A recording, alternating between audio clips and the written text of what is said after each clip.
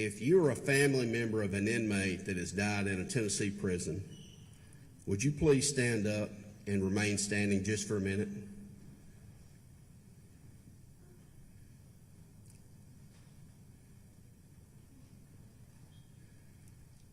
For those that have stood, I appreciate you being here. I appreciate your time.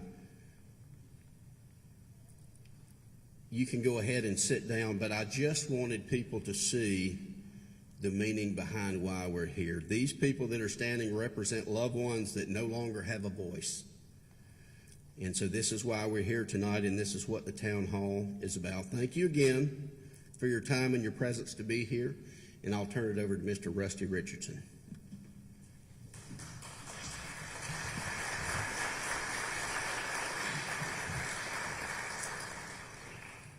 Thank you, Tim.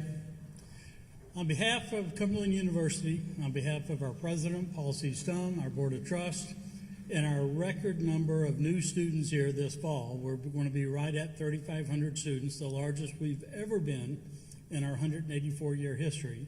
I want to welcome you to our campus.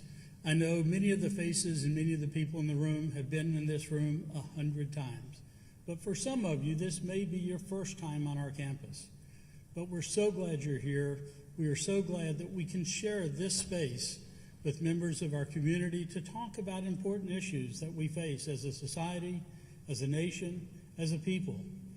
And we are so glad to partner with Tim and Sue Ann on this very noble cause to help a problem that so many of you are so much more aware of than I am even, that plagues our country. And that's what do we do with our correction system. So we appreciate you being here. We welcome you. We encourage you to come back to program after program after program at Cumberland University. And now I'm happy to turn it over to our moderator, Demetria. Thank you so much. Give her a big hand.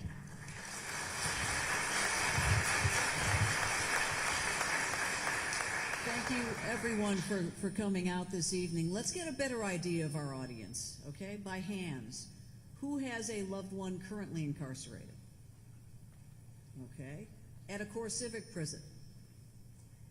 Do we have anyone who has been incarcerated there at Trousdale Turner? All right. Anyone who has worked at that facility? And has anyone here, well, we saw the hands before, lost their loved one to violence or drugs inside? Okay.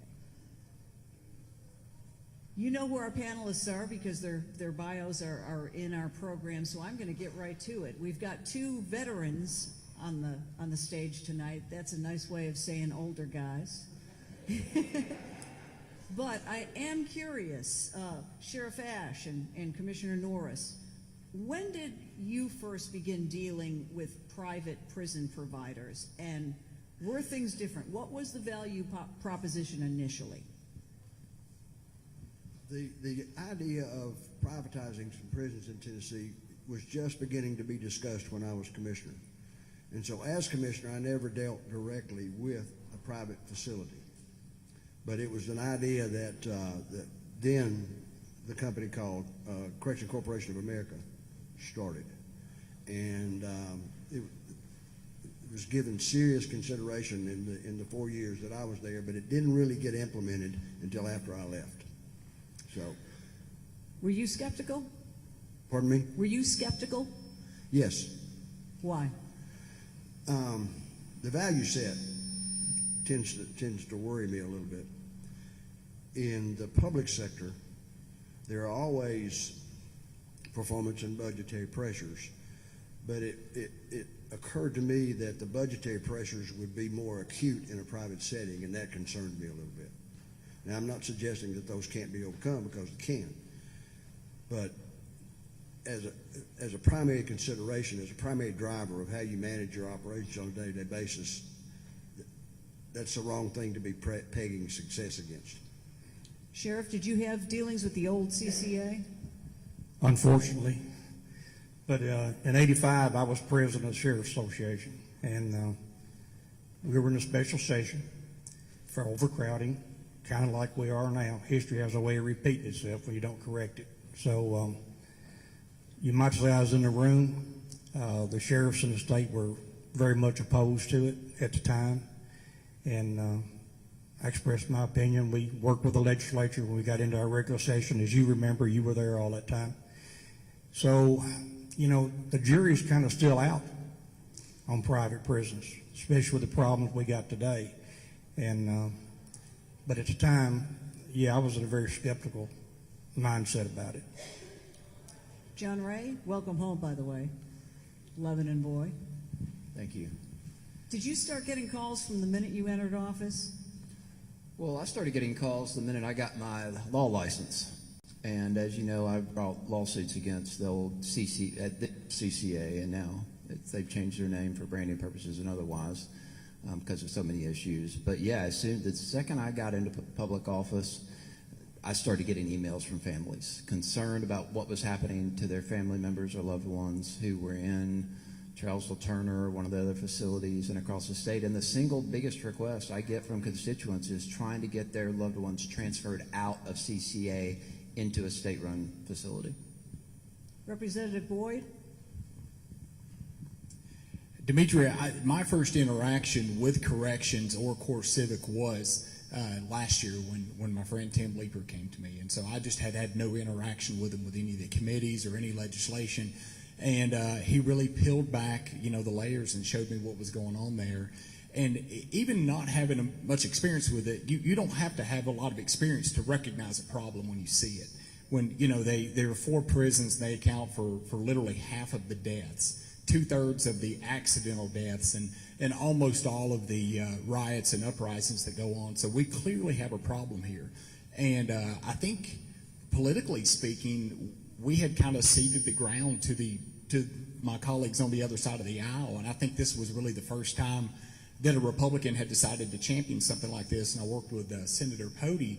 And what I found was nobody likes private prisons. Once I stepped forward and started carrying the legislation, it was unanimous. Every committee we went to, it was 100% of the Republicans, 100% of the Democrats. We were lockstep in step on this, that we all agreed that there was a problem and we needed changes in this state. So why is this contract so ironclad? And doesn't the contract, correct me if I'm wrong, limit it to 1 prison? It does, and apparently they work around it by working with the local, usually the sheriff's department, to basically get additional private prisons. And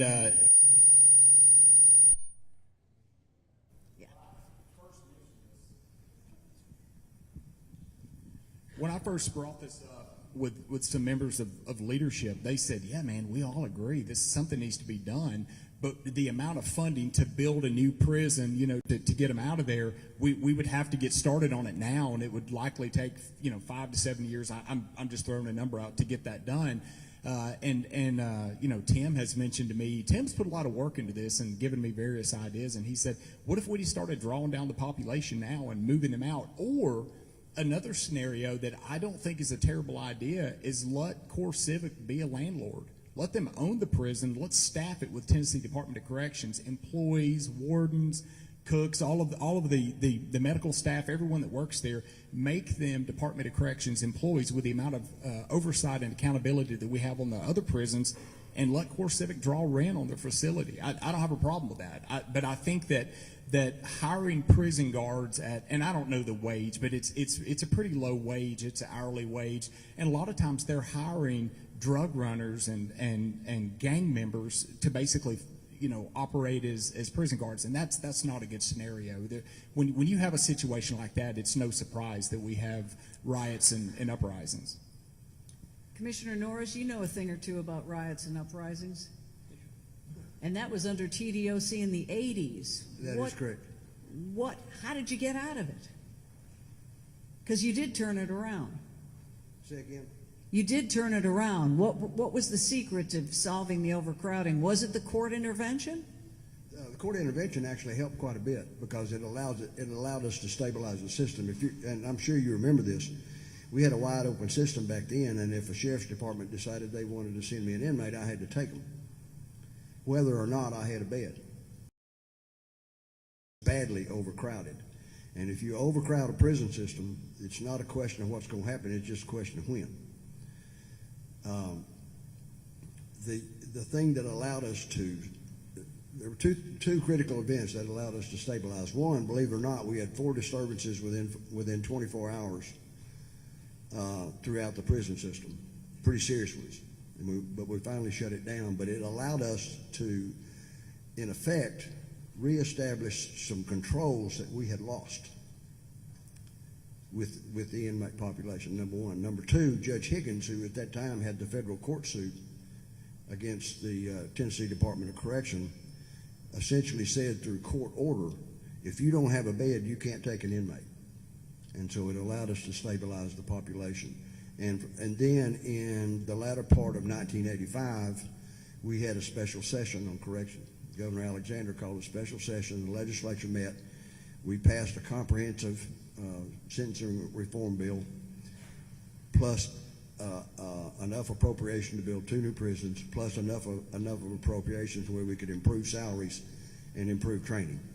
And so those sort of benchmark events allowed us to turn the system around, and when I left 4 years later, we were in pretty decent shape. Sheriff?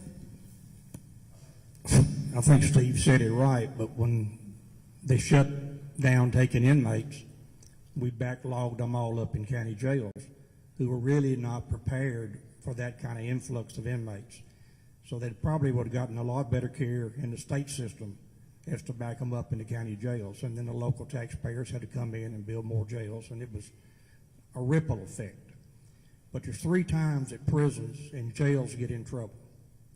The first one is when they're overcrowded. The second one's when they're overcrowded, and the third is when they're overcrowded. Because after that, everything falls apart.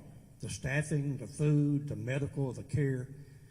And I found it a little strange reading some of the reports where they had X number of accidental deaths.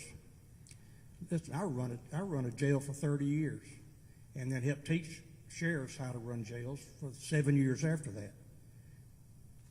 I might have had an accidental death or 2. You can't fall out of that many bunks in a year. I mean, I don't understand the way they categorized that in that survey. I'm sure the autopsy reports would say something, but it just looks like just kind of glazing over. It's not the way to do this. Representative Clemens, what are the chances, the snowball's chances of having a special session on correction?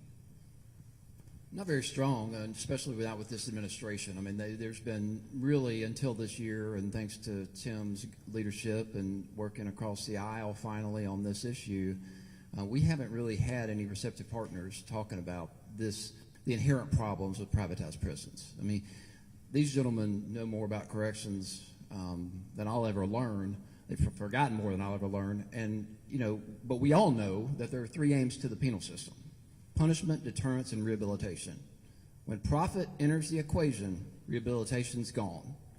And that is an inherent problem with the system. And profit drives all the decision making. It drives the contract. It results in the harm to these citizens. It cuts cost, medical care, mental health care, which a lot of inmates have, as these gentlemen know, needs for mental health care issues, and the security goes down. And the reality is the state of Tennessee, we just passed a bill to increase the starting salary for corrections officers. CoreCivic has the money to pay adequate wages, a living wage, with benefits to their security personnel. They just signed a brand new contract for $168 million for 3 years over in West Tennessee. So this isn't a money shortage issue. It's a desire to do right by the people they have a duty to house and rehabilitate. Let's talk a little bit about transparency, or the lack of.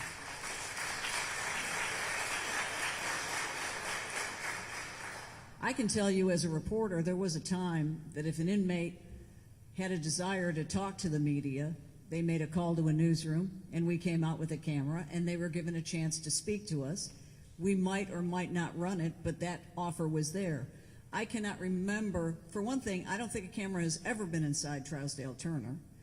And secondly, they are not responsive to media inquiries, and I can only imagine family inquiries. How can you run this proposition when one side is not being straight with the public or lawmakers or the media? Well, I'll go again. The last time we did a surprise visit, Mayor Lee Harris, who's Shelby County Mayor now, Lee Harris and I, when he was a state senator, we did a surprise visit to the Charles L. Turner facility. They always said in committee, "Oh, y'all come out there, y'all are welcome anytime." So, my God, we walked out there and we went in, and you were there. And they wouldn't let you up the driveway. Right. You had to sit a mile down the road up there, and they wouldn't let you anywhere near. And then they held us in that waiting room for about 2 hours while they whitewashed everything before they let us in. And the reality is they're doing these contracts. As you said, their state law allows one private prison. And so they circumvent that against the spirit of the law by contracting with the counties and the locals. And that's why there's 4 private prisons in the state of Tennessee instead of 1. Now, when they do that, they don't report everything, like Sheriff Ash said. Those contract monitors aren't reporting everything to the Commissioner of Corrections. I guarantee it. And they're whitewashing those reports. There's a fiscal conflict of interest there, as you know, and so all that information, whatever's happening at that facility, is not getting out of that facility to even the commissioner. To answer your earlier question, I don't believe the Commissioner of Corrections knows everything that's happening in those facilities because they're not reporting accurately like they're supposed to under their contracts. We have sat, though, in those audits where a litany of violations are read, and then they culminate in fines. Are those fines actually money that comes out of the pocket of Core Civic, or are they just numbers that are taken off a running tab? How does it work? Do we know?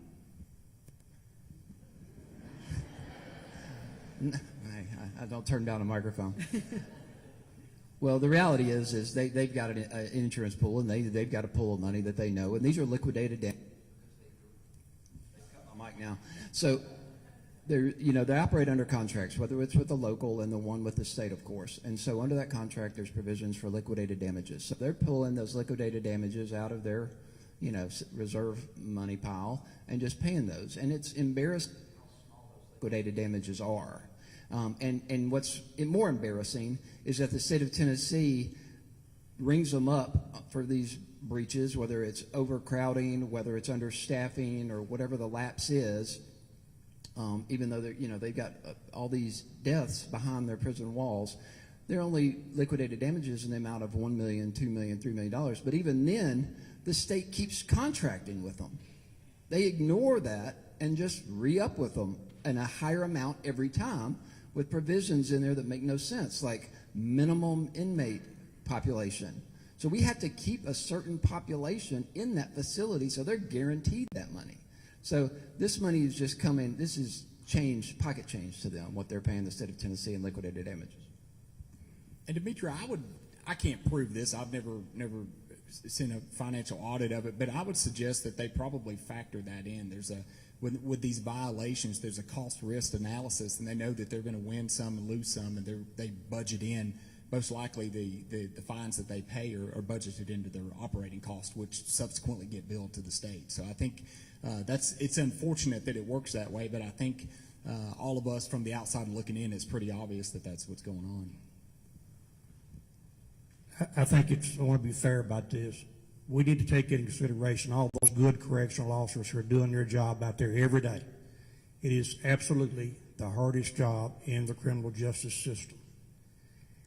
But it's a little bit unconscionable for them not to listen to the good employees about the advice and concerns that are going on that I read in a particular audit. Because that's where you get your best advice. If you're going to be the administrator, you're going to be the leader, you need to listen to the people under you too. And you got to kind of weed through that. So I just want everybody to know there's a lot of good officers over there working hard, but there's some there that don't need to be there. And, not to regress off the money side of it, but there's 2 times an inmate really gets classified. When they first come into the system and when they're going into reentry. There's a lot of time in between that. More can be done. For me, I love the GED program. I did one at the jail when I was there.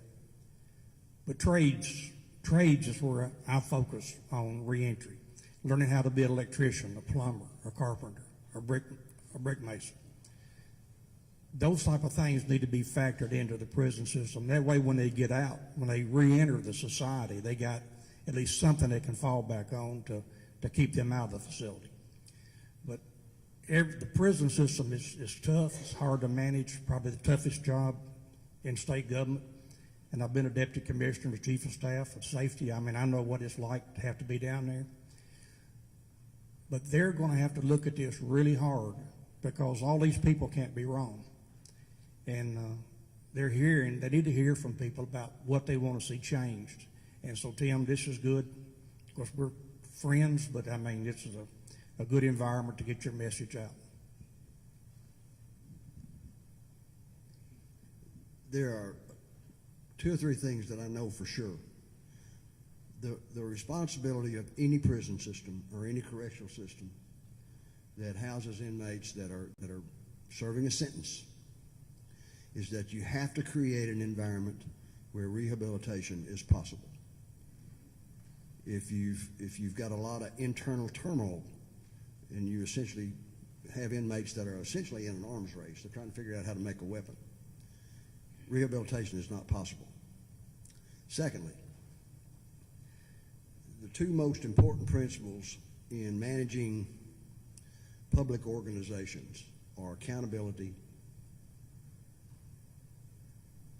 and visibility.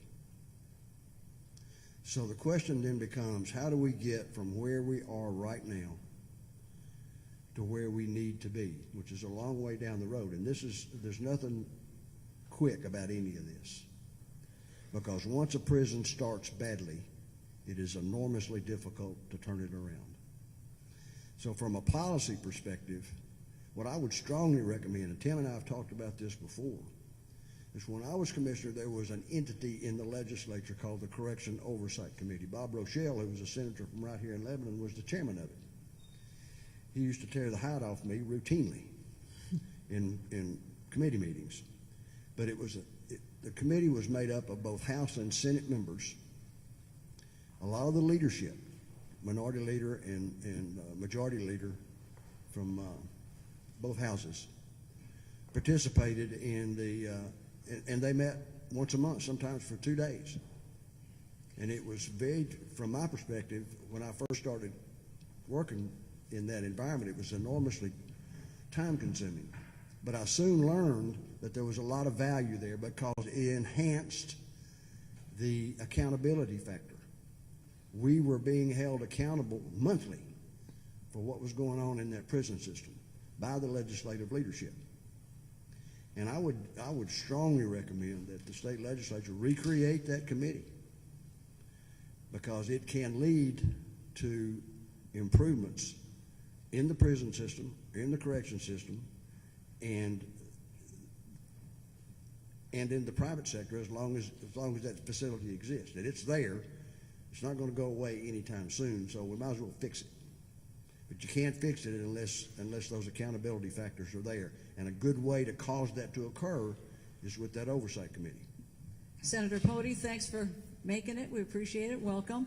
We're talking about the demise of the Prison Oversight Committee. How did that come about, and is it helping anyone? Thank you. And I do apologize for being late. One of the main things I'm working on is traffic in Nashville, and I got caught in that on the way here. But We hear you.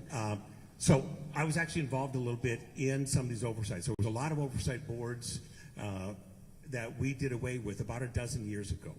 And we're in the process of looking back to say, did we make some mistakes? And I think we did. One of them is the Prison Oversight Board. We've actually got a couple pieces of legislation already filed looking to bring an oversight board back. In fact, last year we did pass one, and it was to be watching to say, how are we sentencing our prisoners? What is happening? Are they getting the credits and such? That's not fully functional at this point. It's had some snags, but I believe that the board's fully functional at this point. They got everybody appointed to it, and I would like to see a much stronger oversight board in our prison systems right now, and I'm advocating for that. John Ray, you and I talked about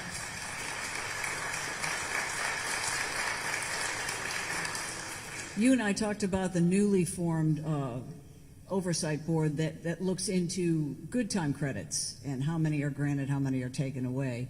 I think it has a pretty extraordinary unrealized fiscal note attached now in terms of the added time. What's your opinion? Is that idea working? Is that suitable oversight? No, it's wholly unfit for the job which it was assigned, and it's costing Tennessee taxpayers a lot of money, and it's more bureaucracy on top of bureaucracy. And we hear a lot of talk about big government. Well, that is big government, because now there are 2, if not 3, agencies or commissions doing the exact same thing.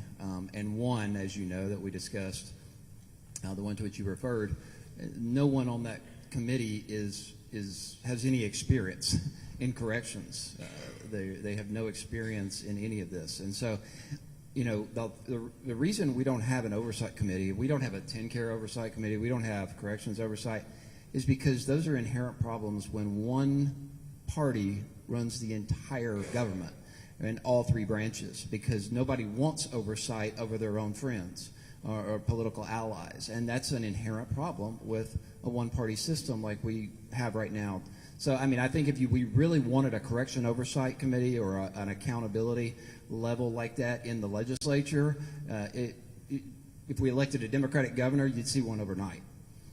And so that's something that we're just going to have to change. And I appreciate Senator Pody's leadership on this and pushing for this oversight, because it's badly needed, not only in corrections, but a lot of other areas. Show of hands, how many family members have had extortion calls or requests for money to be paid for safety of the person inside? This just seems to be an across-the-board complaint. How can this criminal enterprise be stopped? Is it possible? Because it seems like they're reaching out into the community and polluting what's happening outside with families that are trying to be patient. I'll take a shot at this. Okay. If I were in a position to make these decisions, here's what I would do. I would draw that current census of the correctional facility down to its bare minimum. In other words, what you'd have are low custody or low custody inmates who function as sort of the prison cadre: cooks, carpenters, masons, plumbers, folks who a warden would normally call on to help you manage the facility. First, you got to draw that census down and get control of it. Secondly, I would revet and retrain every single person in that facility. Now, while I was doing that on a parallel basis, I would be gathering information about those extortion issues. Because sooner or later, if you keep pushing, if you keep peeling back the layers, whether it's with the correctional officers or with the inmates, you're gonna find where it's coming from.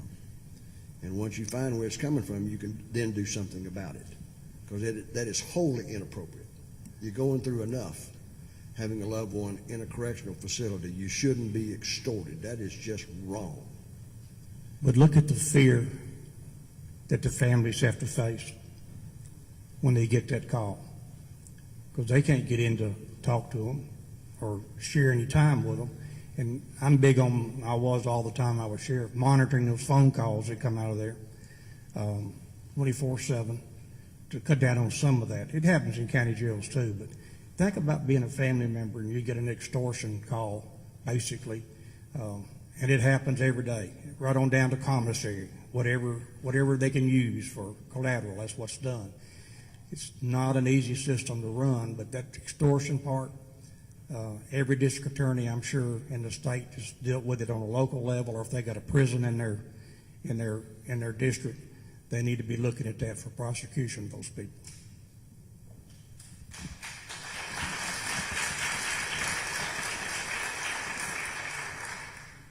I visited a lot of our prisons.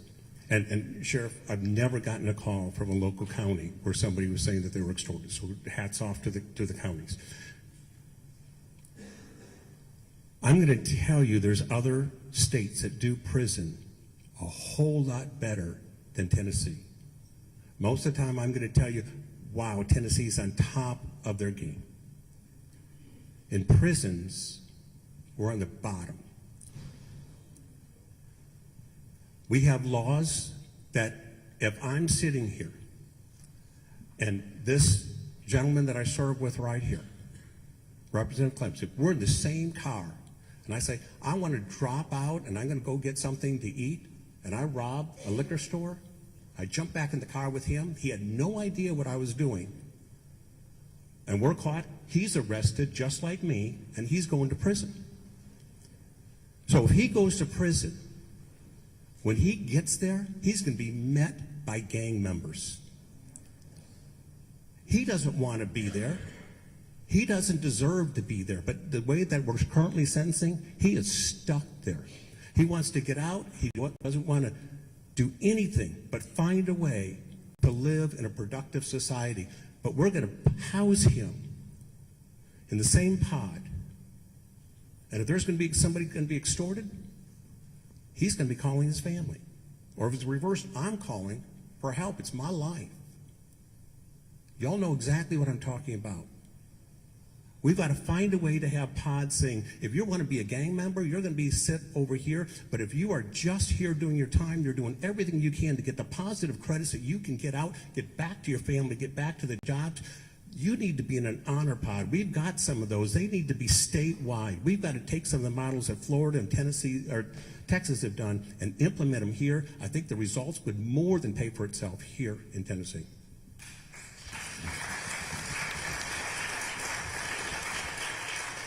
Last I checked, Trousdale was considered a medium security institution. Do they need to completely reclassify everyone sitting inside of there to make sure they meet that criteria? They do.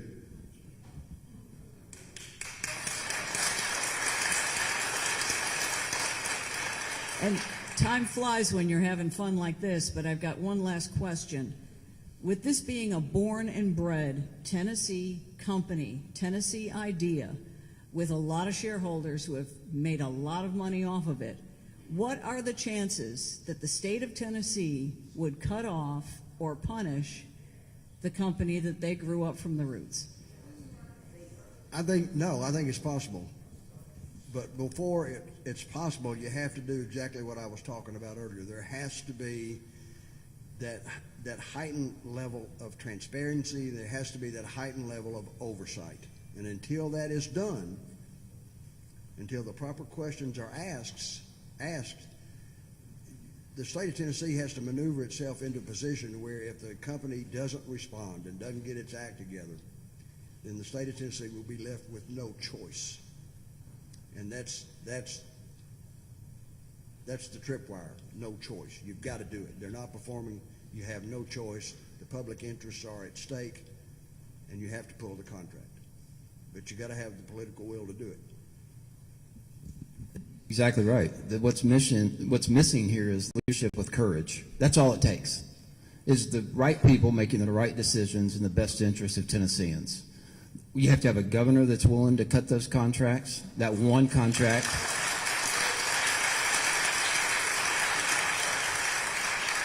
And you also have to have local governments that stop entering into these contracts to circumvent that one private prison law. And unfortunately, as we sit here today, let's not ignore the reality. Money is an issue in politics. We've got 2 U.S. senators who've taken almost $60,000 from Core Civic in the last 2 years alone. You've got congressmen who've done the same thing. You've got a governor who's done the same thing, and other politicians. So once you eliminate that and the will for them to be here, you've got to make those tough decisions, and that requires courage, and that is what is lacking in Tennessee right now.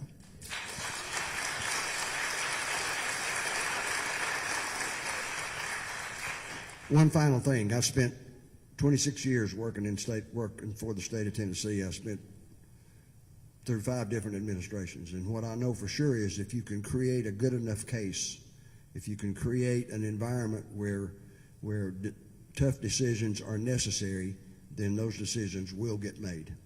But you have to create the environment where that's doable. All right. I'm going to tell you, I want to separate 2 issues here, okay? First, Core Civic, and then the prisons in general.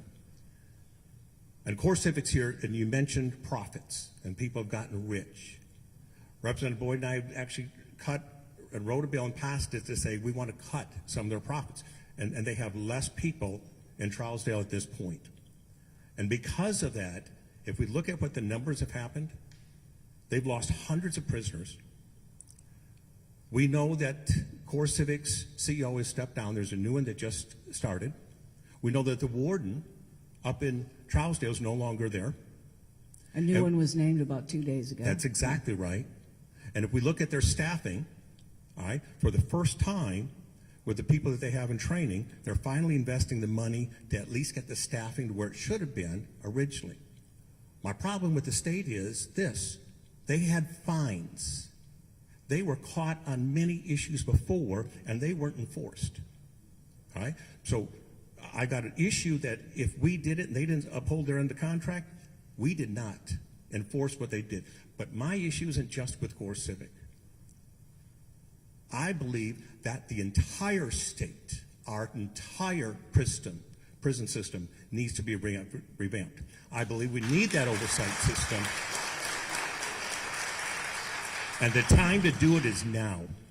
Okay, we're about to talk reentry. Gentlemen, you can step down for a little while, and we'll bring up our second panel, give you a little break. And audience, remember, we've got plenty of time in here for audience Q&A, so if something is just digging at you, write it down or remember it, because you're going to have a chance. All right, our reentry folks. Thank you.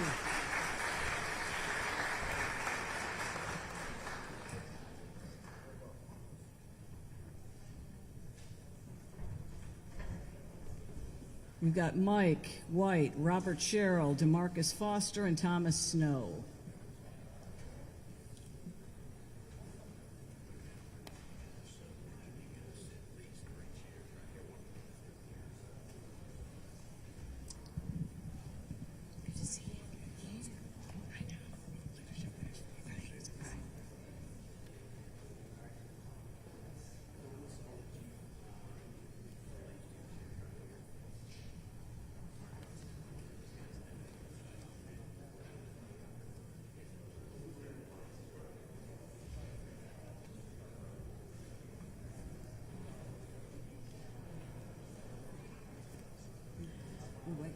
Okay.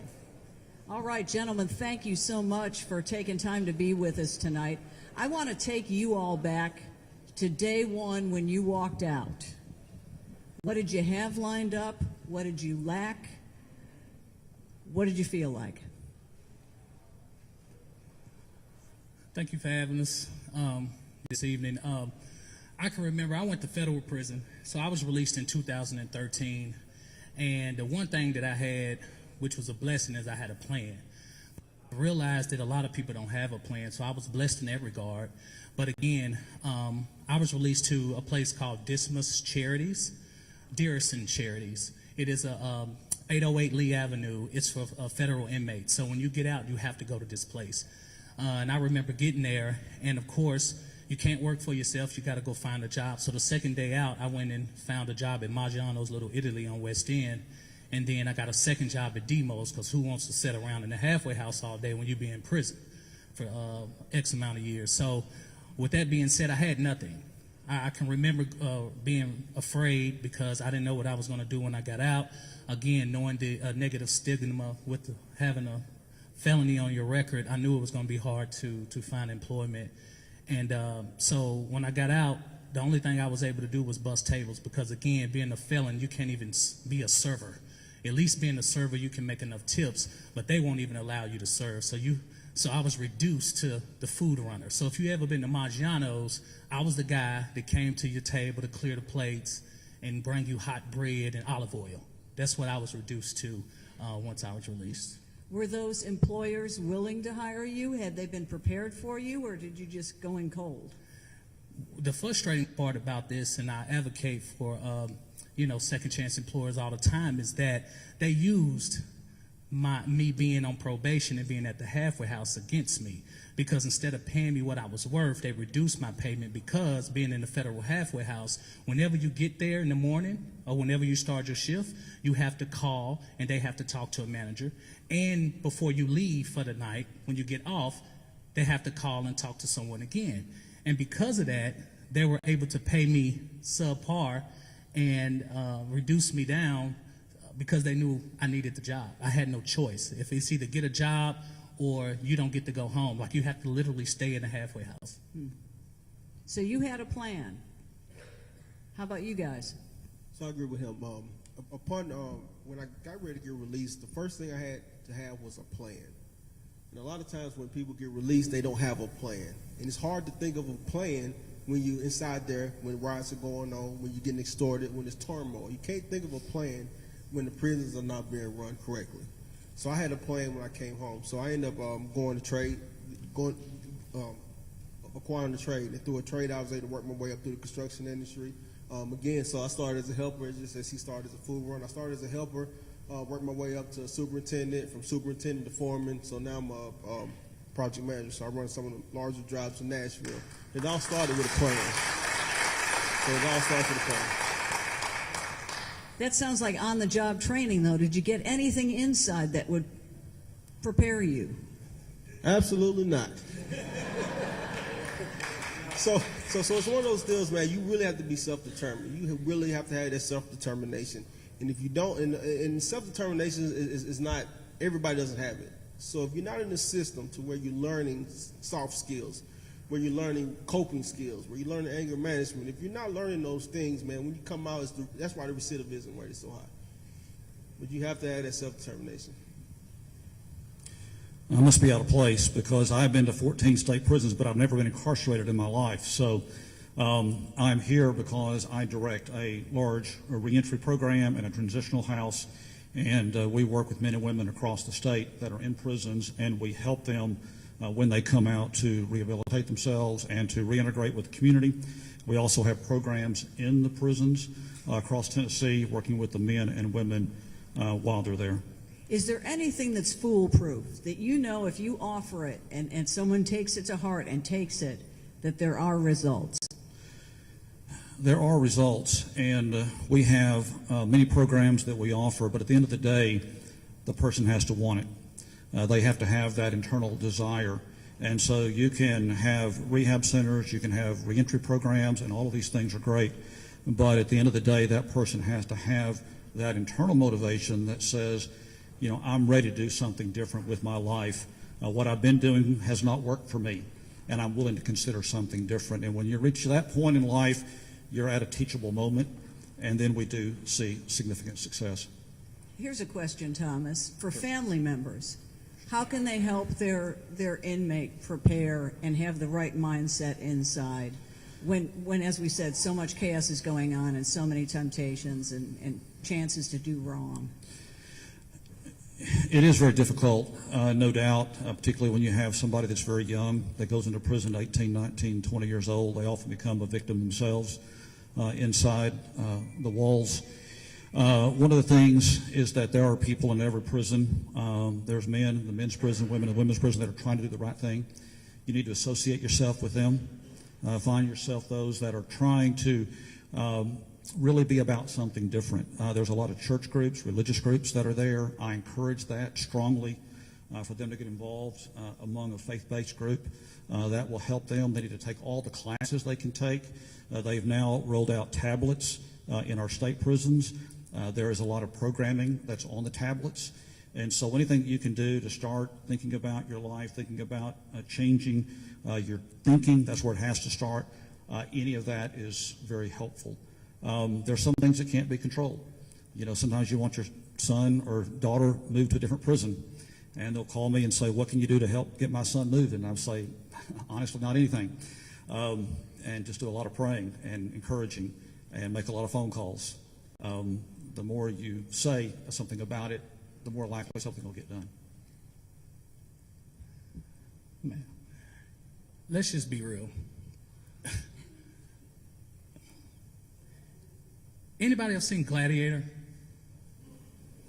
All right. You know how you take people who don't know nothing about being a gladiator and then throw them in the arena? This is what we're dealing with. That's why there are not a lot of successful reentry stories out there. That's why I did all of this stuff, but that's an anomaly. I mean, I hate it's don't clap, because my story should be the exception, and this should be the standard and not the exception. That's the issue.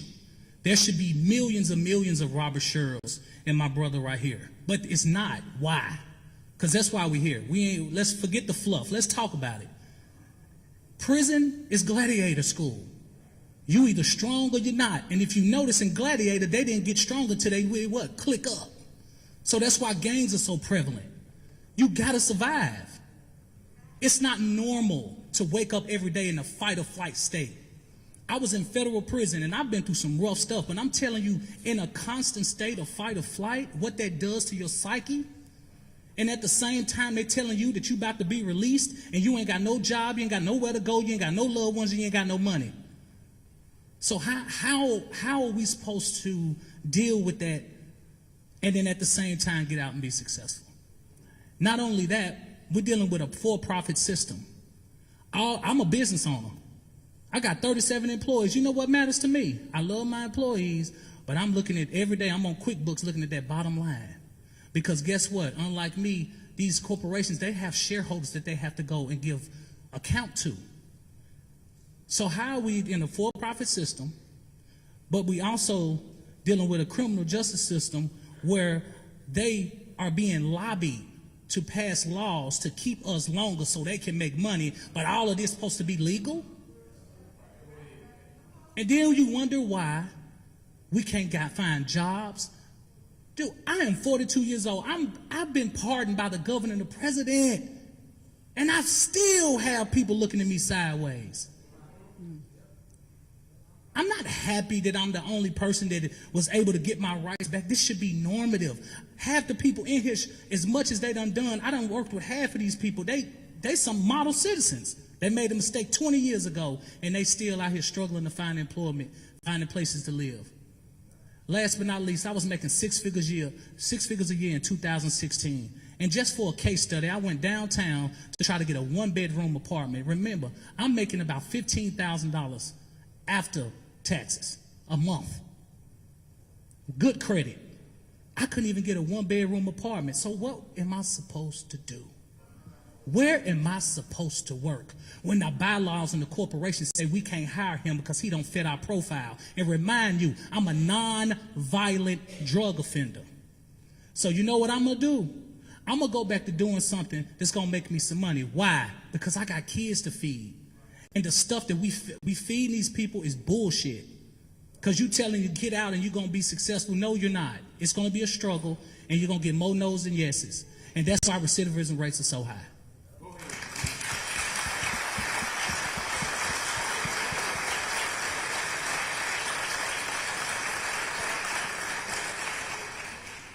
And I think the reason why we all here, if we could, is because of core civic, right? So when I heard one of the gentlemen before refer to as core civic liquidated damages. We live in a messed up society when you can see a person and see a liquidated damage. We are not liquidated damages. We are people. We are human beings. We are lives. We're not liquidated damages. So when we have a corporation that can write us off for $1 million or write that inside the budget, that's wrong. And if we have a prison model, I took some notes right here. Core Civic's business model depends on full beds. So when you have a business model that depends on full beds, then empty beds mean real justice. So where are we getting at? I'm curious to the guys that were inside. Does leadership emerge? Can you, if there's a really young brother that's is doing wrong, I mean, is there the opportunity for you to try to right his path, or is that seen as you meddle in someone else's business? What's the culture like when someone needs mentorship? The unfortunate part about it is that being in that mental state at that time is dangerous. You can't show no weakness. Like, you can't be the oddball, right? I mean, those who are isolated, they get picked on. Some of your loved ones, the first day they in there, you send them money, they kicking in their locker. And it's you against 10 people. What you gonna do? And you don't want to worry y'all, so we just take it on the chin until we can't take it no more.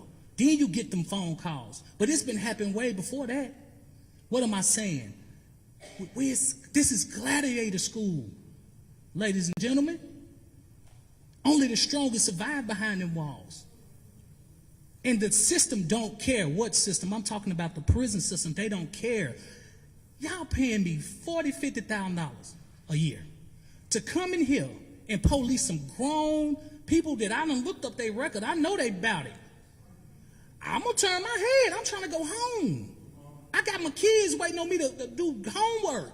You think I'm finna get into it and then y'all end up doing something to me? So that's why things are being allowed to happen so much, because people are afraid to police grown people, you know? And you got men and women that are being guards. But yes, it's very hard to mentor someone in there because they don't want to listen. Even if they want to listen, they can't listen because then they don't want to be seen as uncool, because being uncool in prison is dangerous.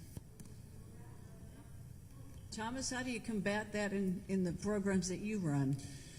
Well, one of the things that Governor Lee is involved in is the expansion of mentoring in the prisons, and so we are part of the faith-based initiative with Governor Lee, and so we've been providing mentors at Deborah Johnson Prison as well. Men of Valor have been providing them at DeBerry Special Needs. That's getting ready to roll across the state, and so hopefully we're able to expand those efforts, and we're going to be needing more volunteers that are going to want to go in and mentor men and women, women with women, men with men, trying to be that support for them while they're in. And they need somebody not really to tell them what to do, but just to listen, because they're going through great struggles, yes, in the core civic facilities, but yet also across the state prisons as well. All of the prisons in Tennessee have an issue with violence. All of the prisons in Tennessee have an issue with overdoses, with suicides, homicides. Extortion is in the state prisons too. Our jails are now maxed out, and we have backup state inmates that are in our county jails without any programming at all, and it's just a very serious problem. And then I'll just say, just as a side note, I do think maybe I shouldn't say this, but since we did get funding from the state legislature in 2022 passed a law to eliminate parole for a number of offenses and eliminate good behavior days. And we were very opposed to that and felt like it was going to cause problems in our prison system. And you have guys that are in there that have 30 and 40-year sentences, and no matter what they do, not one day will be knocked off their sentence. And so that is creating a very violent atmosphere. A nothing to lose kind of situation. It is a lose-lose, and it's just a very tragic situation because you have people in prison that are never going to get out, never. And they have nothing else to live for except just for themselves. Are we teaching employable skills? The sheriff was talking about trades, the commissioner was talking about trades, and those are jobs that, we know you can make a good living, but... Right. There's a few prisons that have, I do know that Bledsoe, Site 2, Tricor is there. I know that South Central has a program, I think they make bicycles or repair wheelchairs and send them out. They make cabinets, they, do flooring. But as far as really teaching a trade, that's very, very limited. That's just, it's not much happening. Only about what they're learning is what they're going to receive on the tablets at this stage. There's just, very little opportunities. And when you have a prison system where you do not have staff, and that's also across the state, by the way, not just at Core Civic, that's also in the state prisons. You don't have staff, you can't have programs. You just lock people down. That's what you have. So those programs that you're talking about, those would be valuable skills, but the ones who have life sentences are the ones that work in those. So they never come home. So somebody like myself who had a sentence where I have an out date, I'm signing up for a job, so I want to learn a trade while I'm in there. I went in when I was 22, right? So I didn't have any skills, so I want to learn skills. So I signed up South Central, Wilson, the panel plant. I signed up for the panel plant. I signed up for the Wilson basketball plant. Well, the guys who had those positions had life sentences. They're never coming home. So it left somebody like me. Once I survived gladiator school, trying to find my own way or whatever. So the answer is no. There's not any trades that's meaningful.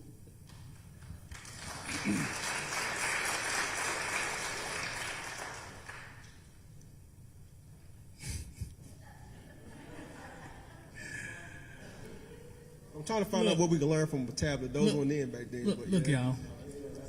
There is nothing of benefit happening inside a prison at all. mentally. The only thing that you're gonna get is some spirit. You're gonna grow spiritually because you're lonely and you're by yourself. So you run to God when them problems come. So spiritual health, that's why everybody get out singing Kumbaya when they leave out. So we spiritual.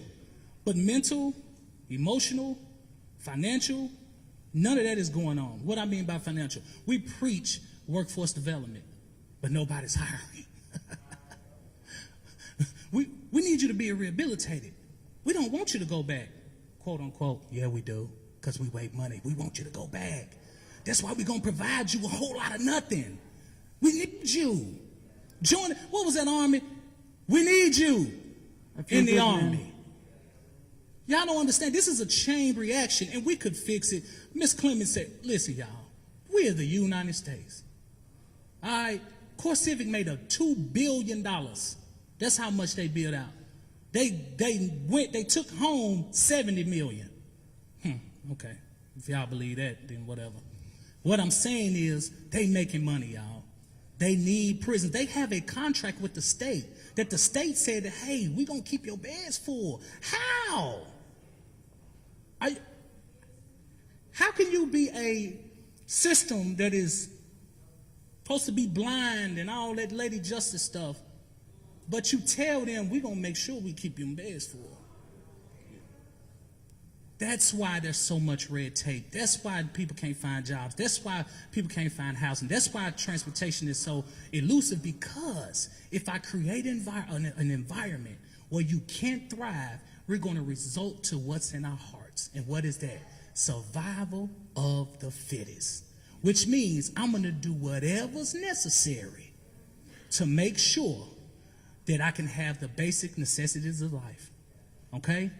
This is the truth. That's why we begging, we kicking down the door to provide programming. They ain't giving us the opportunity. We don't get funding. We don't get wrote into in the bill. I have a reentry program, 15-module digital curriculum. I started a program called the DREAM Initiative. Stands for Decreasing Recidivism Through Education and Mentorship. Why? Because I'm the poster child for reentry. There's not too many people in this country that has done what I've done post-prison. But you think, I ain't sitting on nobody's boards. You think I'm working? No, they don't want me. No, because I'm going to tell it like it is, like I'm doing now, because I got money. I don't need to sign with you and none of that. I'm straight. I can speak mine and still go and pay my bills. So, yeah, this is what you're going to get if you give people the opportunity to speak it like it needs to be spoke. And in this crowd today, we're going to tell the truth. Yeah. We got to tell the truth. We've got, and I'm almost done. I'm going to be done. If we don't, we're going to keep having meetings about the meeting that we had a meeting about the last year we had the meeting. Yeah. And nothing going to get done, because let me tell you something. These legislatures and these senators, they know what's going on. we've got about 5 minutes before we bring up the whole crowd and open it up to Q&A, but let's turn to optimism for 1 second, even if it's unrealistic. Is there a program out there? Is there a best practice that's happening in another country, another state? Yeah, there are a lot of programs in the prisons. A lot of these are run by volunteers. And so volunteer organizations are in the prisons. I mean, we have programs at Trousdale and across many of the prisons, Riverbend as well, Deborah Johnson. I know Men of Valor has a lot of programs in the prisons. What's your best one?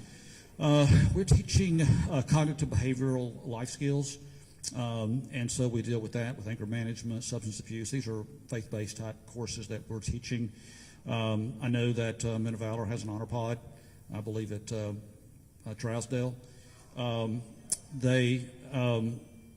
There's just there's volunteer-led programs have been very helpful, and I would strongly encourage if you have a loved one to participate in the programs that are offered there. There are a lot of churches that go in and do things. Many nonprofits are involved. Yeah, nonprofits, volunteers, and churches. Where's the state? Well, at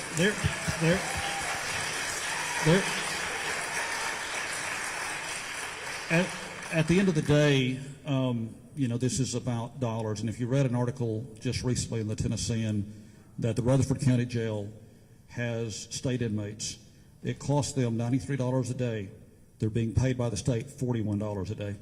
So when you have this kind of a system where we're not putting the money in, then it is difficult for them to have programming. It just comes down to they don't want to spend the money. That's the bottom line.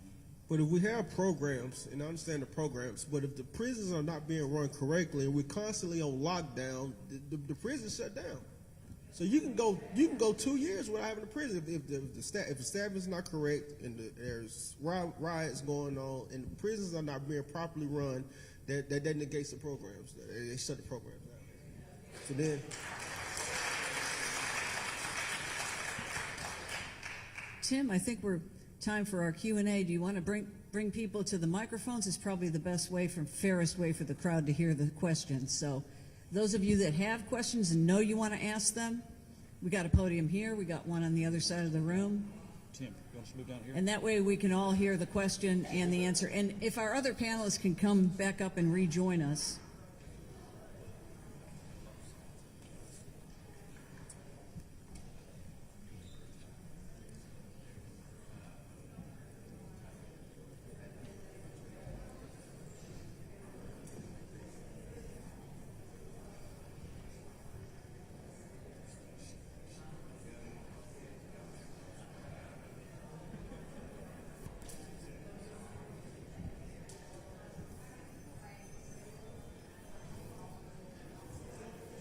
Okay, who's going to start us off from the audience? Step on up to a live mic.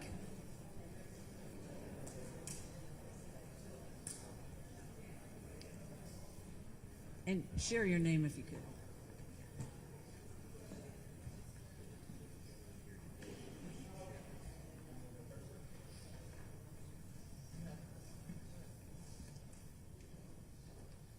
Hello, my name is Tim Hollis. My son Travis Hollis passed away last July 8th from a fentanyl overdose. And Travis hated fentanyl. That's how he lost his mom back in 2021. And often on the telephone, he would tell me he was the only white kid that didn't do drugs. But I'm sure somebody slipped him something without him knowing it. But one of my questions is, earlier they was talking about politicians and the governors making a profit from CoreCivic. By chance, do judges make a profit by filling the beds of prisons? Because my son was innocent. I promise he was. He was 23 when he passed away. He was 18 when the incident happened, supposedly happened. But there was no evidence against him, but yet the judge sentenced him to 6 years. So that's really what I got to say. The answer is hell yeah.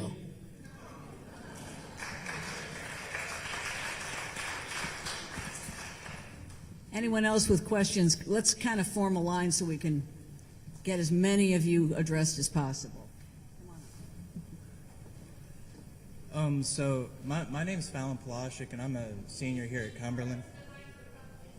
Oh, I apologize. Can you hear me now? Cool. So my name's Fallon Paloshik, and I'm a senior here at Cumberland. And I noticed throughout this whole, discussion that we were talking a lot on the bills and the propositions that have made their way through Senate, but we haven't really touched on the ones that haven't made it through and why. I keep thinking of House Bill 674 that just recently got stricken, and essentially it was created to put prisoners in closer proximity with their family that go through hardships. And one of the stipulations on this bill was that if prisoners wanted to request movement, that they had to complete the necessary programs within the prisons.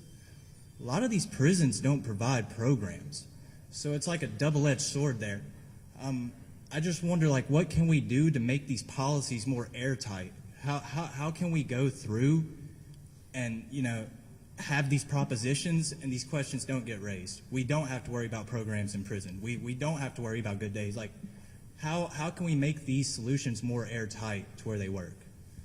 One thing I can answer for my son, if they have any kind of strike against them, they're not allowed to do any kind of education any kind of work. They have to, they're not even allowed to go outside. And then that kind of, oh, go ahead, I'm sorry. Go So ahead. to answer, I don't know specifically on that bill in the House, but I can tell you, as I toured the different prisons and such across the state, I'm almost going to say there's not a truth in advertising when they say in prisons we offer this program, that program, that program. It might be offered, but it's not implemented. Not at least to a point where I believe that an inmate can take advantage of it.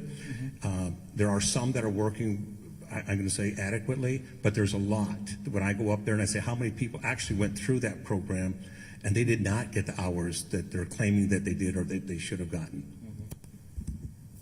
I'll just add to that on the legislative side, because I've introduced multiple pieces of legislation to try to cut off the pipeline to privatize prisons and try to limit them to that one facility here in Tennessee. I've worked with Senator Jeff Yarborough, who's here in the back. I've worked with other people, even across the aisle. The caucus chairman for the Republican Party in the House, you know, like was said earlier, he also opposes privatized prisons, and he worked with me on it. But if you want to pass legislation, it starts here. Right. Tim Leeper worked with these gentlemen, Senator Pody and Representative Boyd last year, by burning up the carpet in the halls of the legislature, telling his personal story. Now, I realize that everybody doesn't have the opportunity to do that, but you're here on a work night, spending your time on an issue that you really care about, that matters to a lot of Tennessee families, yours and others. You organize like this and come to the state legislature and sit down across from me, my colleagues, and those who aren't here and tell your personal story. That's how you get legislation passed. Because unfortunately, a lot of legislators, unless they hear that personal story, unless something has impacted them personally, they're just going to ignore it unless it's their own priority. So this room, mobilizing and coming to the Cordell Hull building and the state capitol and telling the legislature you're going to hold us accountable unless we do something, that's how you pass legislation. And look, the bill last year was important. That's an incremental step. That's a baby step, but it's in the right direction. So we can take bigger steps, but it starts in this room and takes its way to Nashville.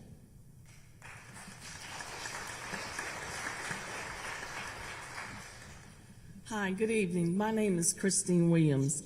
My son, Sylvanus Cole, was institutionalized at Core Civics, and he passed away of a fentanyl overdose after serving nearly 10 years.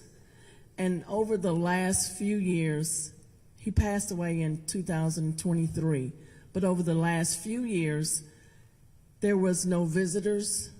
We had just come out of COVID, and there was no staff to even staff visitation. So there was no outsiders coming into the institution. So I just spoke out publicly about maybe a month ago about my son's passing because I was so destroyed. I couldn't speak. I couldn't do anything but just cry. But what I want to say is that the year that he passed in 2023 of a fentanyl overdose, no one called me or said anything. A random God called me on the phone and asked me what my son's name was. And I told them, and they said, oh, well, he's deceased. And I was on the interstate, barely could get off the interstate because I just didn't know what was happening. Well, 2 years before that, he had a scabies outbreak. And I started conversation with the head guy over the medical of the state of Tennessee named Kenneth Wiley. We talked back and forth. He made me feel like he was going to help. He gave me his personal phone number. I called him day and night just trying to get my son medical care for the outbreaks that he had. Yes, they do have contraband in there. There was a cell phone. I started getting pictures of my son, his skin. He didn't even look the same. He had palsy. He was very sick. And I feared that he would not make it home because of something like that, but not a fentanyl overdose.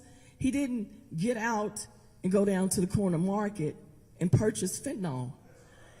He got it from someone coming into that facility, whether there was staff, guard, could have been the warden. I don't know, but I know that they shouldn't have been there. And the irony to this whole story about my son is that during the discovery, I actually found out that my son had a drug overdose 7 days before the fatal overdose, and nothing was done. They didn't take him out of population. The only way they found my son, because there was no officers in the pod, nowhere near my son, all the inmates started beating and beating and beating because they needed help.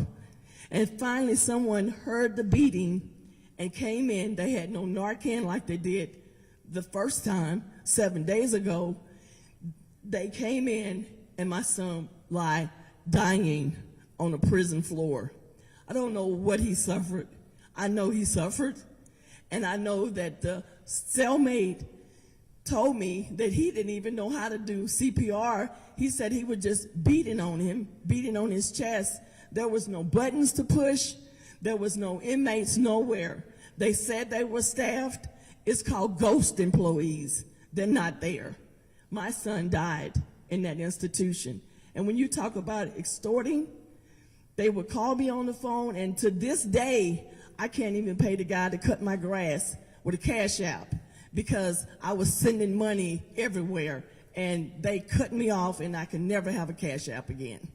And I've done nothing wrong. My son did not deserve to die in a core civics state institution because he did not get a death sentence.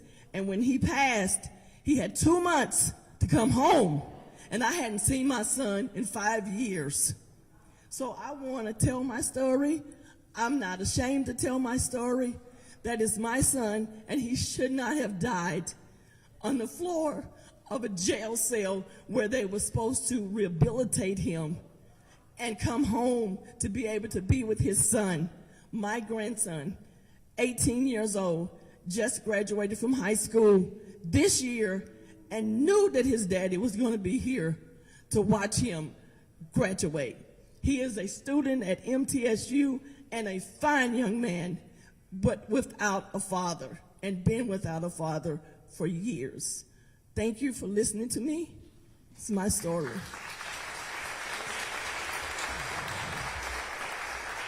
You are 100% right.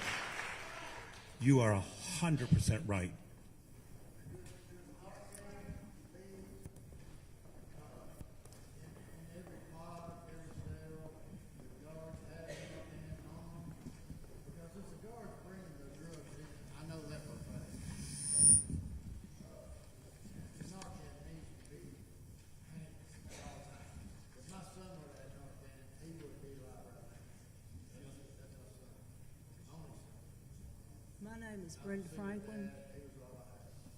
My name is Brenda Franklin, and I would like to know why Core Civic was not made a landlord the day after the riots this year. I have a son there too. He's been in isolation since February because they were threatening to rape or kill him. And when he went before the board that investigated this, they told him that he didn't have enough proof. More or less, I guess he had to have the act actually happen before he had anything to complain about. This goes on. Everybody in here that's got an inmate who is in prison at Trousdale, they have been through what I've been through. It's cost me thousands of dollars to keep my son alive. And I know this, and I know he's telling the truth. And he's not somebody to just throw away. He's a carpenter. He has skills. There is nothing he can do except sit there and read books day in and day out. And then they'll come through and they'll take them, and I have to buy more. I can't tell you how many thousands of dollars I've spent on clothes, shoes, and things he has for a little while. Then it's gone. He has nothing again. Something needs to be done. Private prison is not the way to go. Private prison is the same as private execution. but they don't want to execute them because the money tree's gone. This money, I do not understand why it is in Tennessee as the headquarters, and we have it run, and I'm pretty sure we've got politicians up here in Nashville that are getting dividends from this private-run institution. This is the reason a lot of our ancestors left England, being put in debtor's prison for things, very lengthy prison sentences for minor offenses, some of them not so minor, but they don't deserve to be treated like dogs.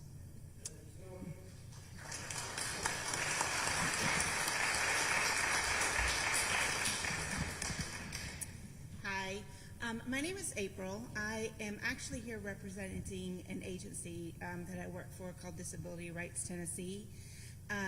We are the protection and advocacy agency for persons with disabilities in the state of Tennessee. And through my work, we have had many cases and individuals that we've investigated and advocated for who have been in the prisons.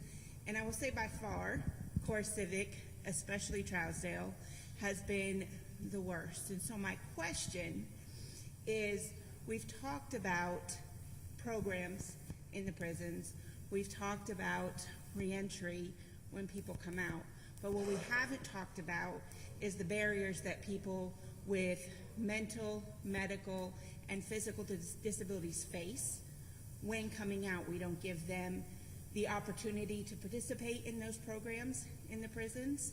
We don't give them the resources they need for when they leave prison.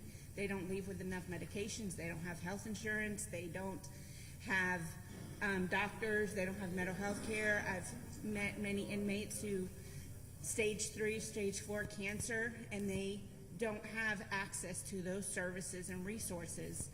Not just in the prison, they don't have it if they happen to get out.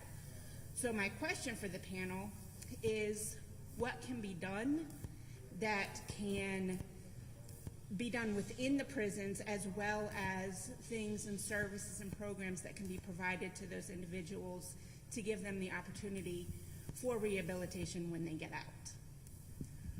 I can tell you from my point of view, and from visiting some of the prisoners, some of those individuals don't need to be in prison. They need to be elsewhere where they can get help, they can get their medication and such, some of the things that they've done. It shouldn't have landed them in a spot where I believe you called it gladiator school. They're learning the wrong things. We're not helping them. We're just extending, and we're putting the wrong people sometimes behind bars. Yes, and they're actually more at risk of being victimized by like I was literally recently just at Trousdale and met an individual who was refusing his mental health medications, but he wasn't safe. Somebody is gonna do something to him because he was just not the kind of person you want in your personal space. I respect all of the legislators and reps up here, but y'all, ain't nothing gonna happen until you beat they door down. That's it. If you're not down there at the legislature meeting with these people and trying to get them to understand what's going on, like, this is great. This is a start. Like my brother said, this is a start, but then it has to transition and translate to something different. And that's for I have these people down here all the way at the legislation beating on doors. I see many of them. This is time where we network and and if we organize the right way, I mean, this is a very diverse group. If this group right here popped up down there, it's some phone calls and stuff gonna be happening. They're gonna be like, man, these people for real. This is the only way we're gonna change laws is through legislation, y'all.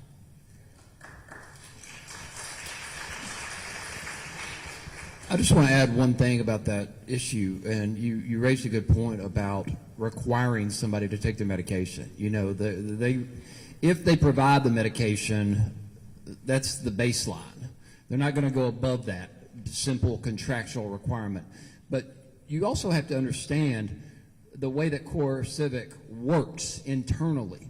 And so when they make an inmate take their medication, that is called a use of force under their own policies. And they get docked. That Core Civic facility gets docked for its numbers of uses of force. And those uses of force count against that administration's bonus system. So they They get no bonus or less bonus the more uses of force they have.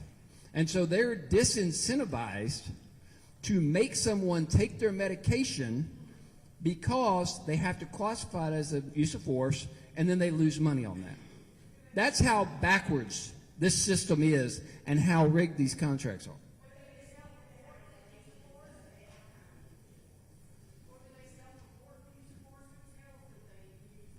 They get to decide, and the contract monitor is supposed to see that. However, the contract monitor generally has an inherent conflict of interest. For instance, in one instance, an employee of the county government was the contract monitor, and the county government's being paid by CoreCivic for the use of that facility. So there's a whole bunch of issues where it's just a vicious cycle that does not benefit the inmates. It's all profit driven, again, getting back to the initial problem with privatized prisons.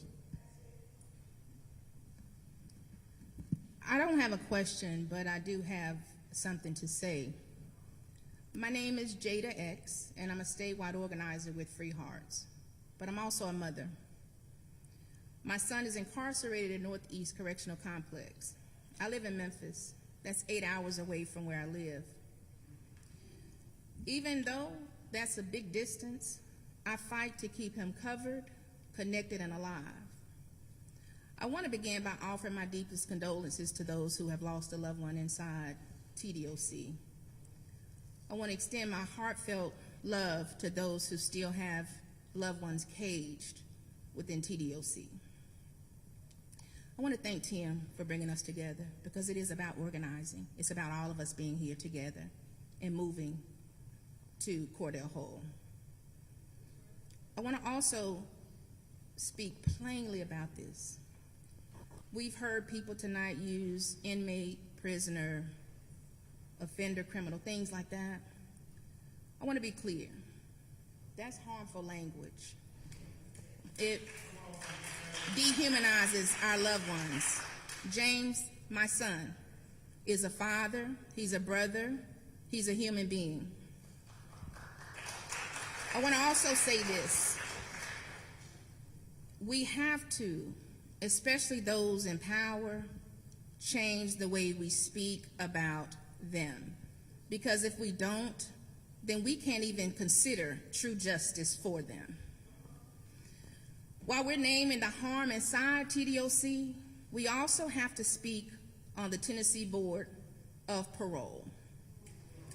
TDOC holds our people in. The parole board keeps them from coming home. They may be separate agencies, but they are part of the same machine. James, my son, was first denied parole in 2024. Over the next 12 months, he completed over 60 classes, earned 40 certificates, had 0 write-ups, deepened his faith and accountability, and still he was denied again in 2025.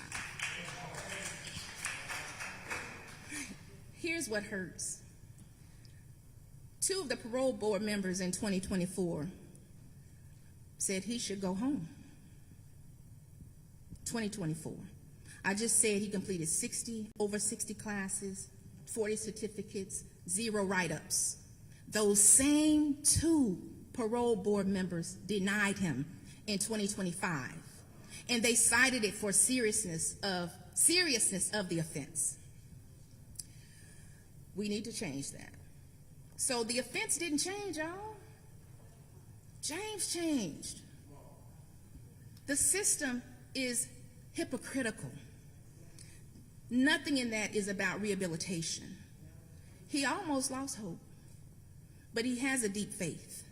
And I thank these brothers right here on the front row for going inside the prison and talking to my son and all of the brothers inside. I want to say this. James survived, right? But Tim's son didn't. A lot of y'all other loved ones didn't. What connects our story, though, and this is the truth, TDOC is where harm happens. The parole board is where it continues to be permanent. So together, they uphold a system that punishes growth, silences accountability, and keeps our people behind bars long after they have transformed. But I'm encouraged that people tonight are speaking about coming together to pass legislation. I'm with Free Hearts, I mentioned that. We've already begun some of that work through Separate Acts, Separate Facts Coalition, and Representative Pody was given an example of being with someone and you'll go to the store and your friend does something and he comes back in the car and you don't know anything about it. But he did something, he committed a crime. You're charged with that. Criminal responsibility. If someone was murdered, felony murder. My son was facing that. Thankfully, he did not get sentenced that way. So I want to say this again. It's important for us to change policy, but policy alone will not save lives. We need presence. We need pressure. We need organizing. Because while the law catches up, our people are dying behind those walls. So I'm not here really for pity. Honestly, I'm not. I'm here for truth. Say Kylan's name. See James's humanity. Speak with care. Stand with families and organize with us across the state and beyond, because our silence will not save them, but our presence just might. Thank you.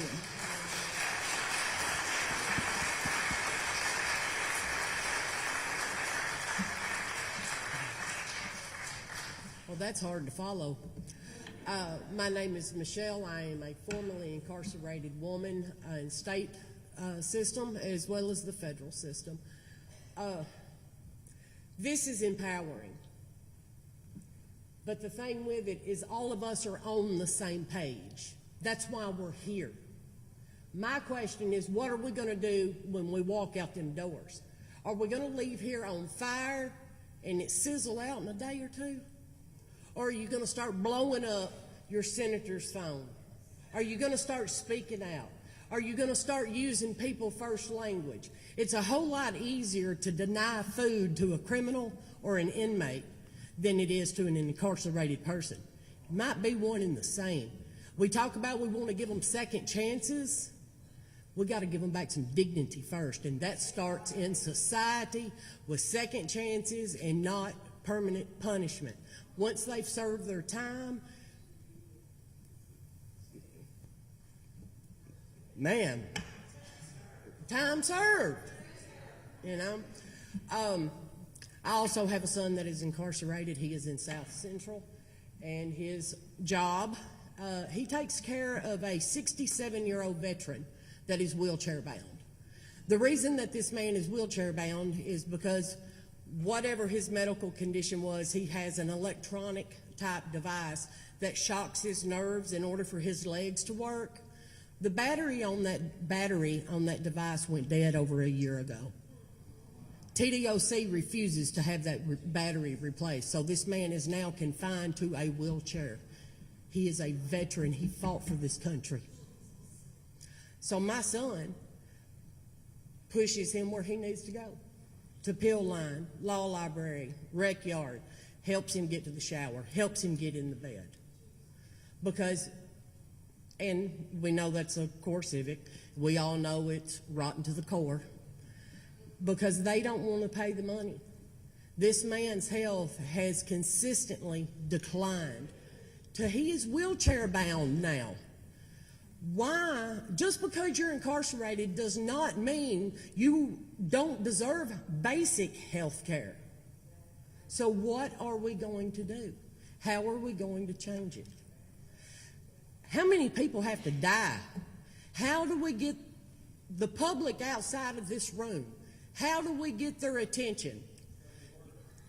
Spread the word, awareness, speak up, tell it to your faith leaders, tell it to your government, tell it to your co-workers, tell it to your mama, your daddy, your auntie, your uncle that believes they done the crime, they can do the time.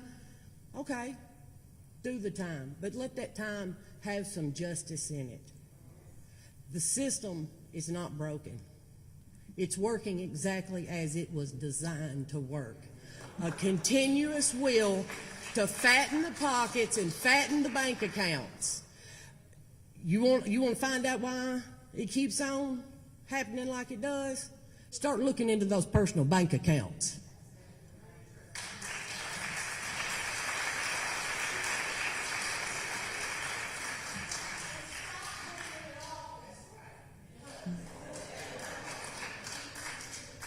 My name is Brenda Spitzbarth, and I'm here because my son is in immediate danger. He's at Turney Center, and I've made some calls, and now they're not answering the phone for me.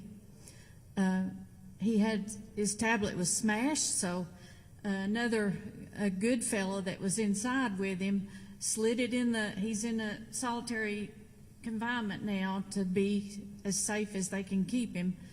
And somebody slid their tablet through the little flap there so he could call me the other day. And he said, "Mom, it's just a matter of time till they storm his door." What I had been telling him was, you do those 2 ways, Dustin. You do those 2 ways. You get with counselors. You get with internal affairs. You need some drug treatment. My son is a drug addict. He's in prison as a repeat offender because he was stealing to get drugs over and over and over. He's a drug addict. When he went in prison, he's still a drug addict, and he is getting in trouble over and over. He can't get programs because he can't straighten up long enough. He gets them after him. I've been extorted, but right now he's in that cell, and I don't know what to do. So my question to you is, how do I keep my son safe, and how do I get him mental health and drug addiction program? How do I get him there? I called my representative, is Tom Stennett. I called him, and he called the prison a few months ago, and he said, call me back, and he said, they're going to put him in that program called TCOM. Well, they went to Dustin that day. You want in TCOM? He said, yeah. Well, a couple of weeks later, they come out, we canceled that. He probably got in trouble with drugs. I don't know.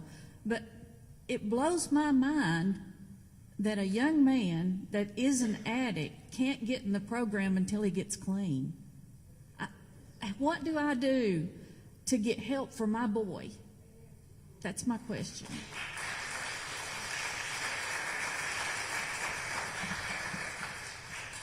And that's a real question.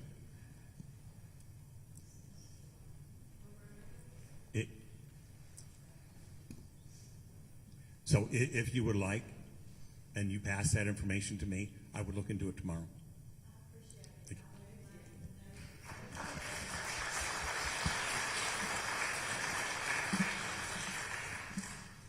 Hello, my name is Melissa Shala. I'm here with my husband, Nick. My story is a little different, but it all connects. I live directly across from Charlesville Turner Correctional Center. As everybody knows, on June 8th, during the riot, my family and neighbors were terrified. One family even fled their home with their children in the middle of the night. For us, this isn't theory, it's a daily life. I've asked my local officials, mayors, commissioners, but instead of speaking with me, they have their lawyers send me a letter saying that they can't comment, how to keep us safe. I also spoke with representatives later that he is not opposed to transferring Charlesville back into TDOC. I also spoke to Senator Hale in person. I also spoke to District Attorney Lawson. Anyhow, we're not only worried about our safety, we're deeply concerned about the human rights of the people inside the facility and the moral cost of allowing a private company to profit from their suffering. Now that we know this, just on August 25, I listened to our first response committee in Hartsville, and our sheriff, Russell, said that we're short 7 officers, while also being forced to transport core civic persons out of state to Kentucky, Ohio, and Georgia. He said that since January 2023, there have been about 250 indictments, which means even more transports and less manpower for our community. On top of that, during the June riot, our deputies were the first ones called, outnumbered, standing outside of a prison of 2,700 persons, men, knowing backup were hours away. Because the news said they were right there. They weren't. We were listening to the police scanner. My question is this, Senator Potty. Do you believe it is right or even safe that our small county sheriff's department is forced to babysit a private prison? And if not, what should change to protect our officers and residents like me who live right across the road, and that a person can run from the prison and be at our house in less than 3 minutes? I understand you are right there. You're with Core Civic, you're with the prisoners, and you're right. Right now there's almost 2,000 individuals, men, just yards from where you live. You've got the right to feel safe in your own home no matter where you are in this state. So the question you asked, is it up to the sheriff to do it, or who should be responsible? The sheriff is the top law enforcement agency in any county, and I'm sitting next to the sheriff right here. That they are the top law. If they don't have the resource to do it, then perhaps we need to look at the state to say, if their guards aren't there, how can we support the sheriff? Something along those lines. That question's never been brought to me before, but the sheriff might have a comment. I don't know. Well, it wasn't just Ray, okay? Numerous counties responded over there, including Wilson County, Sumner County, Macon County. You're living on hell's doorstep, quite frankly. But that prison got off to a bad start. I don't know how long you've been there. And I know the commissioner will agree with me on this. When I was director of the Sheriff's Association, when the call went out that we got a new prison, we need to fill it up. Well, I won't tell you what they did. They filled it up with all the wrong people. They sent the worst of the worst over there.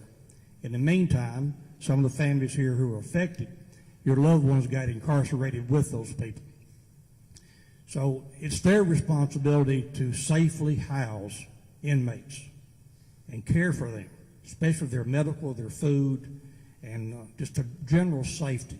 So when that fails, it fails at the top and fails all the way down. And when it's overcrowded, understaffed, bad things are going to happen. Well, first of all, Ray Russell and I served together a long time as sheriffs. He's very capable, kind of burnt out with the situation over there. As a matter of fact, he's worn out with it. The county, though, I think, I would like someday to see them change the name of that thing.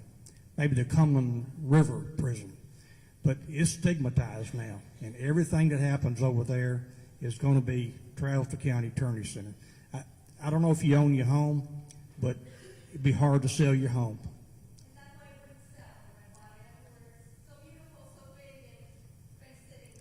Well, maybe the nuclear plant will come down and fall on some of it, but I don't know. I didn't say this, but the day after the riot, I talked to one of the commissioners, and he said, oh, I used to work there, and there was just about probably 4 or 5 guards there for 2,400 people. And that didn't make me feel better. Why? People need other people. You can't have 2,700 people and 4 guards. That is just ridiculous. And when I started asking questions, I mean, even a neighbor told me, you better be careful because it's the smallest county, and you asking questions might be a problem. But I tend to not care about that, so.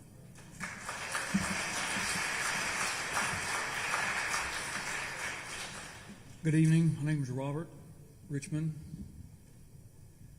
I spent 31 years in the penal system. I've been out now 4 years by the grace of Jesus Christ.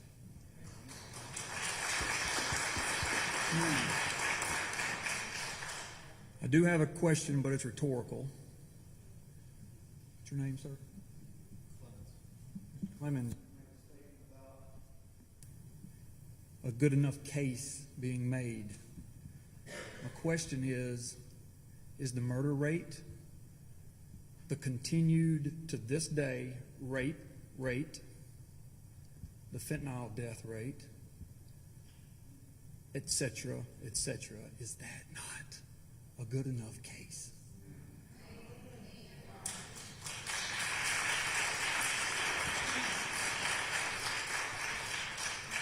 Hard core evidence can be produced for every bit of this. Numbers don't lie. Anybody can do it. It's public information.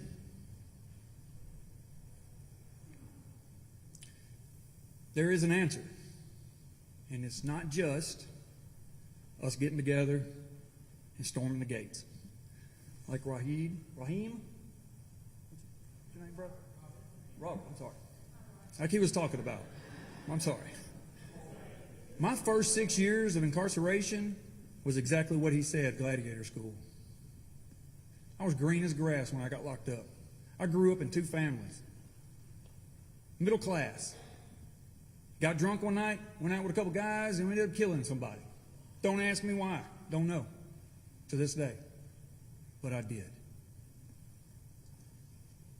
And like I said, if it wasn't for the grace of Jesus Christ, I wouldn't be standing here now. I'd die in prison. I know what's going on behind them walls. My first 6 years was gladiator school, and I ended up taking another man's life because of it. I spent 7 years and 9 months on maximum security getting to know the Lord. He is the one that changed me. It is possible for rehabilitation to take place in the system. I'm proof of it. I went to maximum security at 25 years old with a 6th grade education. In May, I graduated a bachelor's degree.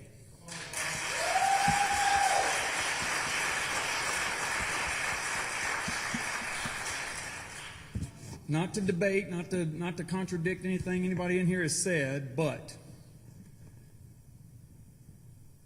programs are offered in the state system. In core civic, they are offered. The problem is, just like that brother said, if you don't have a peace of mind behind them walls, you don't have the mind to educate yourself. I don't care what extent education is on them tablets. If a man is not safe, he is not going to retain the information to learn. He's not going to be able to do it. I am proof of that. I could not do it. There is an answer. The answer is this. To any ear that will hear, 0 tolerance against gang activity. Period. That is the answer, because that is why a man such as myself can't get educated, because he's got to defend himself. I know a brother, personally, who left Turney Center, went to Site 2, Brushy Mountain, Bledsoe, got a job in the wood plant, was doing good, even able to send money to his wife for the kids. Went to special needs for 1 week, came back, and a policy was changed that he was not aware of in the wood plant. The placement of his tools. He went about his normal routine, was written up, fired, and sent to Trousdale. What? Model inmate. Sent to Trousdale, was stuck 8 times by another man for that man to get out of Trousdale. A man had to stick another man 8 times for him, the one who done the sticking, to get shipped. He went to Max, but he got shipped. He was safe behind 4 walls. That's ridiculous. 0 tolerance against gang activity. They need to be locked down 24 hours a day, 7 days a week. I'm sorry, that's hard. I spent 31 years in prison, but that's the only way that it's going to happen. There needs to be prisons. Trousdale should have been the prison that they were sent to, but they should have been locked down. They don't need a place that they can congregate and plan things. Now, the question is, does TDOC want a safer prison system? They have to answer that question. We know, but they have to answer that question. Somebody needs to say yes or no. Somebody in TDOC with the power needs to be the one to say yes or no. Education will change a man's life. Education will change a woman's life. But if they can't have the peace of mind to do it, they won't get educated.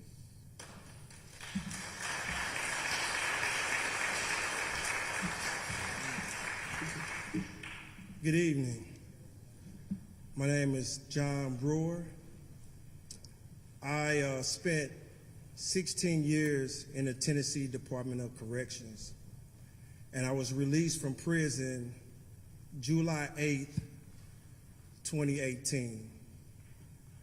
And I just want to say that nobody is coming to help us.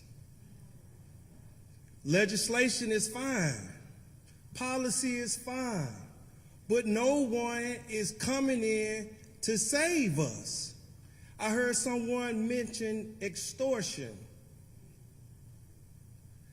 They have to stop hindering the Nation of Islam from coming into prison because we can curb the extortion rate. I've seen it done. I am a product of that. I was a convicted murderer. I was a heroin addict. I was a robber and a kidnapper. And I went to prison, and they found me addicted to drugs at that time. And through the program that ministry brought, it was able to change my life. Men respect the Nation of Islam, black and white. It is one of the few organizations that can go inside of the prison and affect real change. Yeah, they have programs just to say it's a program, but it's not effective. But the Nation of Islam affects a real change. So why would you want to keep me out? Or why would you want to keep any man out who was formerly incarcerated that has proven that they have changed their life? Who is more, will be more successful at reaching the minds of the men in prison than a person that has been formerly incarcerated? When I go in, they see me as one of them. They knew me when they called me St. Louis. They knew me when I was using drugs. And when I go in, the ones that they let me in when they don't kick me out for some reason, they say, wow, man, I'm proud of you. You're doing good. And we encourage them because one of them said that they are afraid. It's not good to be nice, or it's not good to be friendly. It's looked upon as weak, but it's something about this teaching that we have and this program. It has a proven track record to make men strong and be able to walk around and say that I'm living a positive life and not be afraid. That's what we bring. And we encourage the institution to come to the service to hear what we're teaching, because for some reason they're afraid of us. For some reason, the warden is afraid of us, that every time we try to go into prison, I don't know what they think we're going to do, they hinder us and stop us. We say, warden, come listen to us. Assistant warden, come listen to us. Senator, come listen to us while we're in the prison. And right now, we need help continuing to go in because they tell us that it's at the warden's discretion. And so we hit a ceiling right there. We meet all the criteria. We follow all the rules. We keep a clean track record. We've never had any infractions, but it's always some way to stop the Nation of Islam from coming in. It's always some way that the chaplain is saying that we can't come in or we can't do this. We are the ones working with the gangs. We can call out a blood organization, a Crip organization, and have them in the same room and settle differences. Why keep us out? We can have gangster disciples and vice lords in the same room and can talk and settle beefs. We can have people who are being extorted and on drugs can come to us. And by us having relationship with so-called gang leaders, we can say, hey, let's stop that. Let's cut that out. And we get that type of respect. To echo the words of Sister Jada, she said, presence, which we provide, and pressure. We putting pressure and we're organizing while we are in there. And my question to the panel is, how can you help us continue to do the great work that we've been doing? We've been going in prisons for over 30 years on our own dime, running up and down that highway, getting new brakes every year, new tires, new engines, new batteries, cars getting tore up. And we don't ask anybody for any money. All we want to do is go in there and help. All I want to do is have the opportunity to give somebody what was given to me. And I know for a fact that it will help Caucasians too. Contrary to popular belief, this teaching transcends race. We have Caucasian people that all the time, and they love it. So my question is, how can you help us when we hit that ceiling and is at the warden's discretion, when we meet all the criteria that is recommended for us to continue to go inside the prison? Thank you. My brother, I appreciate you. Appreciate your words. So I was blessed with the opportunity the governor put together a board by the name of the Tennessee Resource Board, and I'm one of the members. And